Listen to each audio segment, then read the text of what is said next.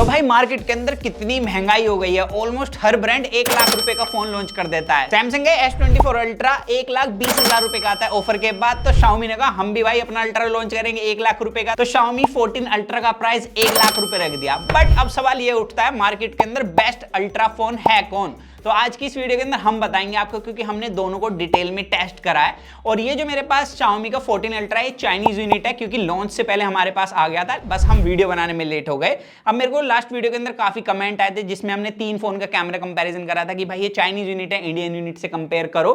तो देखो मैंने 5 साल हो गए मुझे रिव्यू करते डिवाइस, चाइनीज और इंडियन वेरिएंट यूज करें, ज्यादा फर्क नहीं होता। बट फिर भी अगर आपको लगता है ज्यादा फर्क आता है तो मैं इंडियन यूनिट को भी कवर करने की कोशिश करूंगा। आप मुझे कमेंट्स में बता सकते हो। अभी हम कंपैरिजन करते हैं Samsung S24 अल्ट्रा और Xiaomi 14 अल्ट्रा का। और यहां पर हम कैमरास की बात नहीं करेंगे। अगर आपको कैमरास के बारे में जानना है तो आप हमारी वो 3 फोन के कैमरा कंपैरिजन वाली वीडियो देख लेना, वहां पर डिटेल में पता लग जाएगा। अभी देखो लुक्स काफी लोगों के लिए मैटर करते हैं, मेरे लिए भी मैटर करते हैं। यहाँ पर Samsung S24 अल्ट्रा का जो लुक है ना, काफी ज्यादा प्रोफेशनल और काफी सिंपल है, जो कि मैंने देखा है कि ज्यादातर ऑडियंस को पसंद आता है। यहाँ पे Xiaomi 14 अल्ट्रा का लुक ना ऐसा लगता है पूरा बस कैमरा चिपका के दिया एक सिंपल से फोन पर, क्योंकि Xiaomi को जो लाइका के पुराने कैमरा है ना विंटेज वाले, उनके जैसा दिखाना था, इस वजह से उन्होंने इस तरीके का डिजाइन दिया। तो यहाँ पर आपकी पर्सनल प्रेफरेंस होगी। बट ये जो कैमरा मॉड्यूल है ना Xiaomi का, भाई ये पूरा पहाड़ है, जैसे गाजीपुर का खत्ता है ना अपना, वैसा।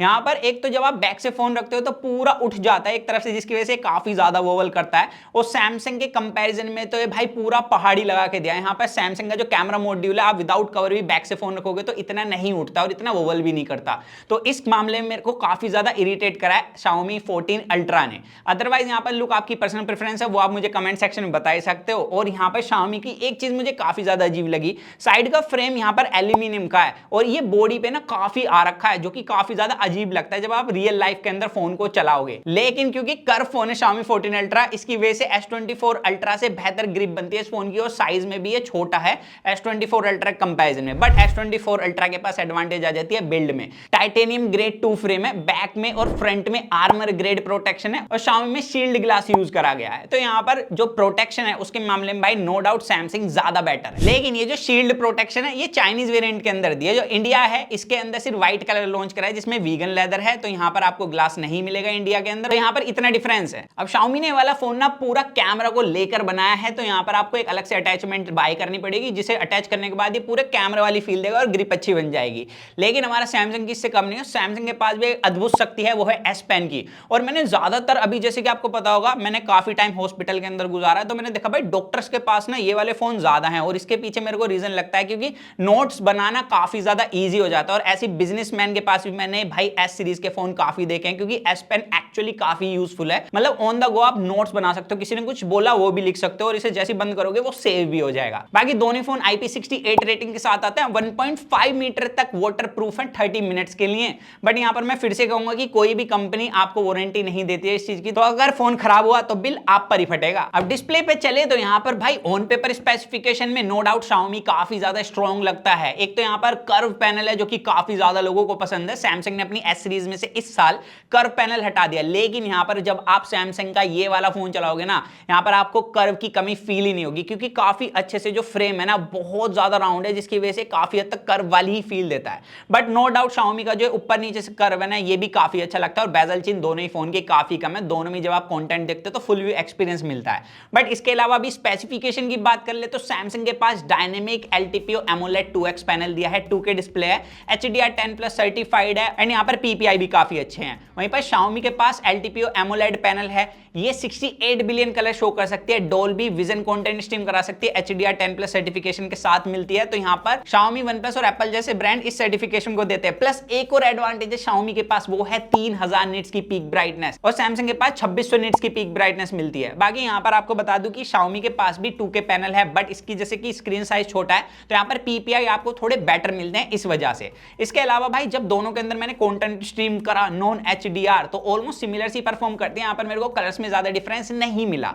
लेकिन जब आप कोई HDR कंटेंट स्ट्रीम करोगे, भले यहाँ पर Xiaomi के पास 3000 निट्स की पीक ब्राइटनेस मिलती है HDR कंटेंट स्ट्रीम कराते टाइम, बट फिर भी आप खुद देख सकते हो कि सैमसंग की डिस्प्ले ज्यादा ब्राइट थी HDR कंटेंट के टाइम पे, और यहाँ पर जो कलर एक्यूरेसी भी वो भी काफी बढ़िया थी और डिटेल्स भी सैमसंग के पास अच्छी थी। तो जैसे सैमसंग दूसरी कंपनियों को डिस्प्ले देता है ना, तो वो चीज यहां पर दिखती है कि जब आप रियल में फोन यूज करोगे तो सैमसंग की डिस्प्ले की क्वालिटी नेक्स्ट लेवल है। बट एक जगह सैमसंग पीछे हो जाता है, वो है भाई आउटडोर विजिबिलिटी में। जब मैंने दोनों फोन की पीक ब्राइटनेस देखी ना, आउटडोर के अंदर फुल ब्राइटनेस करके, सन के अंदर डायरेक्ट, तो यहां पर Xiaomi ज्यादा ब्राइट था। लेकिन जब मैं दोनों फोन के कैमराज यूज कर रहा था तो उस टाइम पे Xiaomi इतना ब्राइट नहीं लगता है। इसके अलावा दोनों के पास इन डिस्प्ले फिंगरप्रिंट सेंसर मिलता है, लेकिन सैमसंग की स्पीड और रिकॉग्निशन थोड़ी फास्ट लगी, क्योंकि यहां पर अल्ट्रासोनिक फिंगरप्रिंट सेंसर मिलता है। हल्की फुल्की उंगलियां गीली भी तो भी अच्छे से काम कर लेता है। बाकी दोनों ही Android 14 बेस है, दोनों के पास जो हार्डवेयर है ना भाई वो भी सेम मिलता है। LPDDR5X रैम है, UFS 4.2 की स्टोरेज है, 12/256 GB का बेस वेरिएंट है।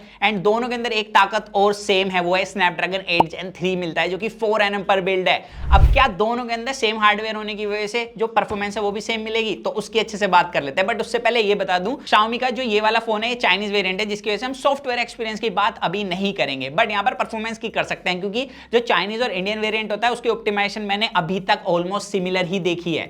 तो यहां पर सबसे पहले जैसे कि हमने Xiaomi के पुराने फोनों के साथ देखा है ना भाई, हीटिंग इश्यूज बहुत ज्यादा मिलते हैं जब भी आप कोई हैवी टास्क करते हो, तो यहां पर ऑलमोस्ट सेम हमें देखने के लिए मिला। 3D मार्क का आपको पता ही होगा कि हम 4K में टेस्ट रन कराते हैं, जो भी हमने फ्लैगशिप फोन यूज करे हैं अभी तक, तो यहां पर भी कराने की कोशिश करी। अब कोशिश में इसलिए बोल रहा हूं क्योंकि हर 5 मिनट बाद जो Xiaomi है इसके अंदर अलर्ट आया कि भाई ओवरहीट हो रहा है फोन, और इसने भाई ऐप से बाहर निकाल के फेंक दिया। तो हमारी मजबूरी हो गई कि हम भाई इस टेस्ट को रन नहीं करा पाए। हालांकि सैमसंग ने कोई भी हमें ऐसे साइन नहीं दिखाया, सैमसंग के अंदर ये टेस्ट हमने पहले भी रन कराया है। तो हमने 1 मिनट का ही 3D मार्क टेस्ट रन कराया, और उसके अंदर जो स्कोर्स थे वो ऑलमोस्ट सिमिलर थे। सोलार बे भी हमने टेस्ट रन कराया रे ट्रेसिंग देखने के लिए, वहां पर भी स्कोर्स ऑलमोस्ट सिमिलर देखने के लिए मिले। बट एक जगह स्कोर में अच्छा खासा डिफरेंस था, वो है Antutu। Antutu हमने दोनों फोन पहले ठंडे कर लिए थे ताकि दोनों फोनों में उबाले ना लग जाए। तो यहां पर भाई जब हमने दोनों के अंदर स्टार्ट करा, एंड होते होते सबसे पहले स्कोर आया सैमसंग के अंदर यहां पर 1.7 मिलियन था, उसका जो टेम्परेचर था वो 44 डिग्री सेल्सियस था। Xiaomi का स्कोर 3 लाख ज्यादा देखने के लिए मिला, लेकिन जो इसकी हीटिंग थी इसी तरीके से भाई ज्यादा थी। इसका टेम्परेचर करीब करीब 50 डिग्री सेल्सियस था।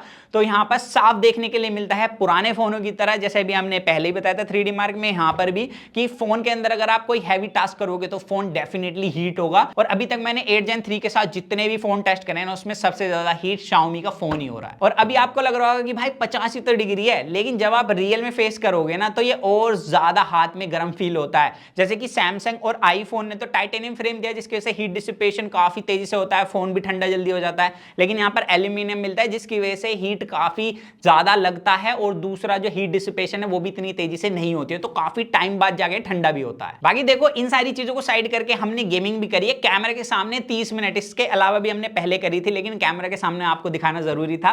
तो यहां पर हमने फुल सेटिंग्स में BGMI प्ले करा, जिनशिन इंपैक्ट प्ले करा। सबसे पहले तो Xiaomi के पास डिसएडवांटेज ये है कि 90 FPS का ऑप्शन नहीं मिलता, मे बी फ्यूचर में अपडेट के बाद डाल दें या इंडियन वेरिएंट के अंदर हो, बट अभी नहीं मिलता। तो हमने भाई एक्सट्रीम पे प्ले करा, और सैमसंग के अंदर 90 FPS में प्ले करा। जो कंसिस्टेंसी थी वो स्टार्टिंग में दोनों की अच्छी थी, लेकिन जैसे ही भाई टाइम बीता, थोड़े हमने TDM प्ले करा, उसके बाद जो Xiaomi का फोन था उसके अंदर मेरे को थोड़े बहुत फ्रेम ड्रॉप नोटिस हुए हैं।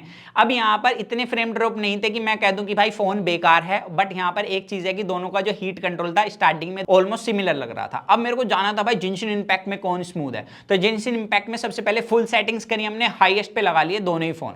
अब यहाँ पर पता लगता है असली डिफरेंस, जो सैमसंग है अलग ही स्मूथ है, आप देख सकते हो कितना ज्यादा स्मूथ है Xiaomi के कंपैरिजन में। और जब आप जिनशिन इंपैक्ट को लॉन्ग टाइम प्ले करोगे तो Xiaomi के अंदर एक तो भाई काफी ज्यादा मैंने देखा है कि फ्रेम से फोन हीट फील होता है, जैसे कि एल्यूमिनियम है। हालांकि सैमसंग ज्यादा हीट होता है टेम्परेचर में, बट यहां पर टाइटेनियम फ्रेम होने की वजह से इतना फील नहीं हो रहा है। और यहां पर जितने टाइम आप प्ले करोगे आपको पता लगेगा कि Xiaomi के अंदर ज्यादा जिटरिंग मिलेगी, सैमसंग काफी अच्छे से स्मूथ ग्राफिक्स आपको ऑफर करता है। और एंड में हमने जब टेम्परेचर नोट करा, जैसे मैंने बताया Xiaomi का इस टाइम पे जो टेम्परेचर था वो कम था सैमसंग कंपैरिजन में। बट एक बात देखने वाली है कि सैमसंग ने टेम्परेचर बढ़ाने के बाद भी जो फ्रेम रेट्स हैं उनको काफी अच्छे से मैनेज करा हुआ है। Xiaomi ने क्या करा कि हीट कंट्रोल करने के चक्कर में फ्रेम ड्रॉप दे दिए। तो अभी के लिए मैं ये बोल सकता हूं हीट और परफॉर्मेंस रेशियो सैमसंग का ज्यादा सॉलिड है। बट भाई Xiaomi एक चीज में सॉलिड है, वो है हैप्टिक्स इंटीग्रेशन। मैंने आपको पहले बताया OnePlus, Oppo, Xiaomi, जब भी आप इसके हैप्टिक्स चलाओगे फोनों के, एक तो आपको जगह जगह पर हैप्टिक्स मिलते हैं, वॉल्यूम कम ज्यादा करते हो, ब्राइटनेस कम ज्यादा करते हो, टाइप करोगे इंटेंसिटी सॉलिड है, जो कि सैमसंग के बस का नहीं है। सैमसंग के हैप्टिक्स इसके सामने काफी वीक फील होते हैं। लेकिन ऐप ओपनिंग क्लोजिंग का बता दूं, भले यहाँ पर सेम हार्डवेयर दिया है दोनों ही फोनों ने, लेकिन यहाँ पर सैमसंग के फोन के अंदर मेरा पूरा डेटा है। Xiaomi के अंदर तो भाई मेरा इतना डेटा नहीं है, मैंने थोड़ा बहुत ही डाला यूज करने के लिए,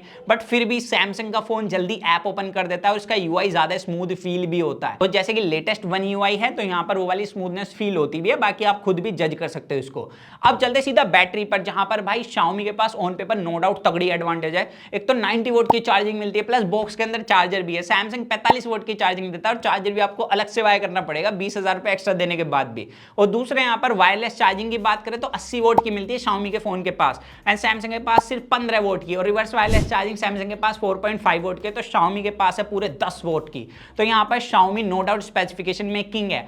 और एक चीज हो रहा है, जो चाइनीज वेरिएंट है इसके अंदर 5300 mAh की बैटरी है, एंड सैमसंग के पास सिर्फ 5000 mAh बैटरी है। बट Xiaomi का जो इंडियन वेरिएंट है उसमें सिर्फ 5000 mAh की बैटरी है। तो यहाँ पर दोनों के पास कैपेसिटी सिमिलर है। अब यहाँ पर भले ही 300 mAh चाइनीज वेरिएंट के अंदर ज्यादा है, लेकिन जितना मैंने दोनों फोनों को साइड बाय साइड यूज करा है, दोनों के अंदर हैवी टास्क करा है। एक चीज है कि जो Xiaomi की कंजप्शन है वो ज्यादा लगी है मेरे को, क्योंकि जैसे मैंने कैमरा यूज कराया, कोई भी ऐसा टास्क करा है जिसमें फोन हल्का सा हीट हो रहा है, उसमें ज्यादा ही घूट लेता है भाई Xiaomi का फोन। तो यहाँ पर 300 mAh ज्यादा होने के बाद भी मेरे को बैटरी कंजप्शन ज्यादा लगी है Xiaomi के फोन के, और उस मामले में नो डाउट भाई सैमसंग का बैटरी बैकअप मेरे को अच्छा लगा। तो देखो ऑल ओवर सही मायने में मेरे को जो अल्ट्रा लगा वो सैमसंग। यहाँ पर सॉफ्टवेयर एक्सपीरियंस, जो इन हैंड फील है, यहाँ तक कि जब आप ऐप ओपन क्लोज करते हो तो आपको मेजर डिफरेंस मिल जाता है, हीट कंट्रोल वगैरह भी। और बाकी अगर आपको कैमरा के बारे में जानना है तो आप डिटेल में हमारा कंपैरिजन जाके देख सकते हो, जिसके अंदर आपको पता लगेगा कि कैमरा में कौन बेस्ट है। अब यहाँ पर ये तो गया भाई अल्ट्रा से कंपैरिजन। बाकी आप बताना, आपको अगर दोनों में से फोन बाय करना हो अल्ट्रा 1 लाख रुपए में, तो आप कौन सा बाय करोगे? और अगर आपको आईफोन के साथ भी Xiaomi 14 अल्ट्रा कंपैरिजन चाहिए तो आप हमें कमेंट्स में बता सकते हो। तो बस यही था आज की इस वीडियो के अंदर। तो मिलते हैं जल्दी कूल और एक्साइटिंग वीडियो में। तो जब तक के लिए चौवन मैं गैस वो करे to watch your heart feel, stay tuned with that and box guys.